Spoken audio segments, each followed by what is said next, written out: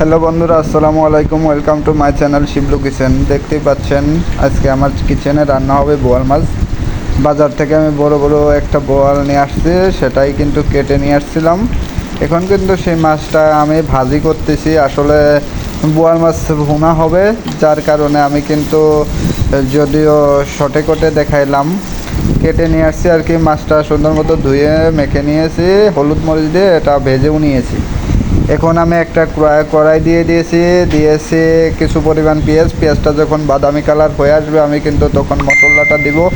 Mainly একটু আদা বাটা, একটু জিরা বাটা ও পেঁয়াজ বাটা দিয়ে কিন্তু আমি মাছটা আজকে ভুনা করব। আমার রেসিপির জন্য যেরকম দরকার আমি তো সেরকমই করব আসলে।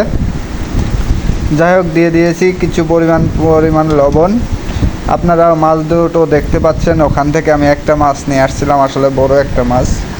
যদিও মাছ আমি 2 দিন করেছি, আজকে কিছু রান্না করব, আরেক দিন করব, যার কারণে আমি মাছ হালকা পাতলা সুন্দর মতো ভেজে নিয়েছি, যেটা আপনাদের দেখালাম।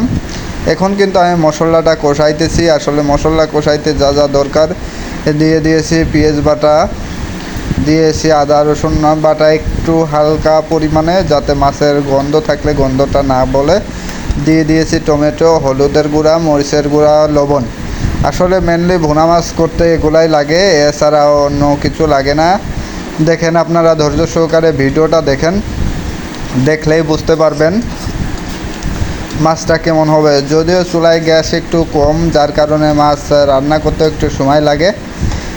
আস্তে আস্তে চুলায় যেহেতু রান্নাবান্না চলতেছে, মানে গ্যাসের এখন মূলত গ্যাসের চাপ খুবই কম, মানে গ্যাস নাই ধরলেই চলে। আমি 4টি চুলা জ্বালিয়ে কিন্তু রান্নাবান্না করি এখন বর্তমানে।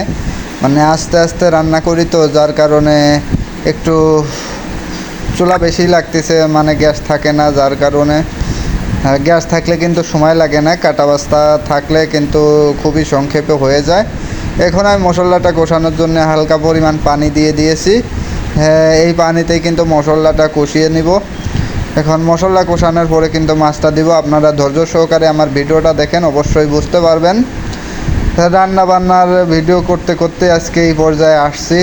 ইনশাআল্লাহ হয়তো অনেক দিন কিছু করতে পারি না, এখন করতেছি আর কি। যাই হোক, এখন এটা রান্না হবে কিন্তু সিমের বিচি দিয়ে। দেখেন, যেটা আমি দেখাইলাম এটা হলো সিমের বিচি।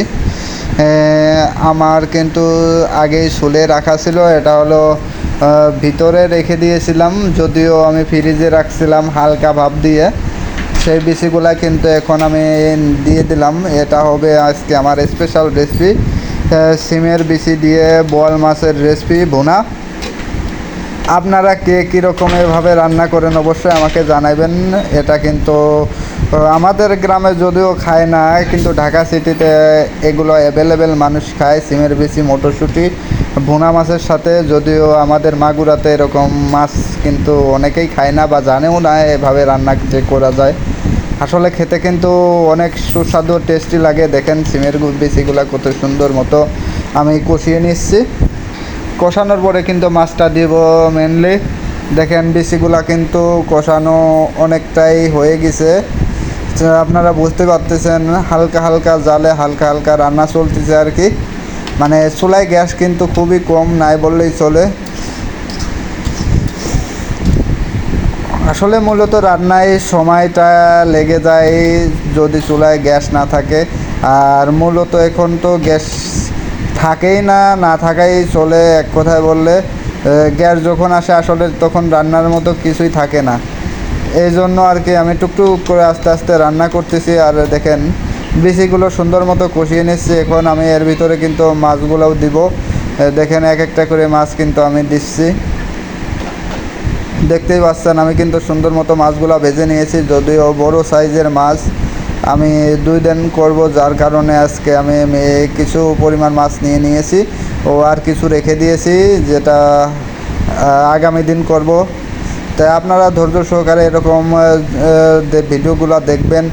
আর কিভাবে সিমের বিচি মটরশুঁটি দিয়ে রান্না করা হয় এগুলাও দেখবেন। আসলে রান্না কিন্তু নিজের ভিতর, জানলে কিছুই না, না জানলে কিন্তু অনেক কিছুই।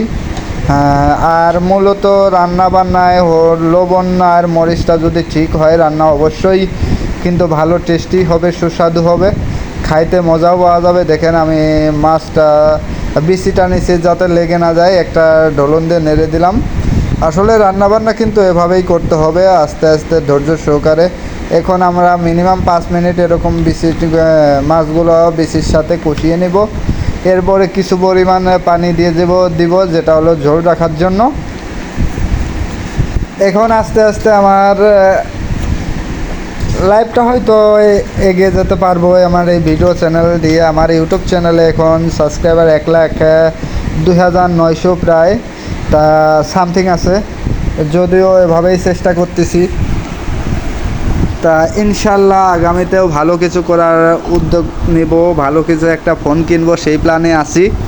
যদিও ভিডিও কোয়ালিটি ভালো নাই ফোনটা নর্মাল, তবুও চেষ্টা করতেছি ভালো কিছু করা বা ভালো ভিডিও আপনাদের মাঝে দেওয়ার। তা অবশ্যই কিন্তু আপনারা আমার ভিডিওগুলো লাইক কমেন্ট শেয়ার করে দিবেন এবং আপনাদের পাশে থাকার সুযোগ করে দিবেন।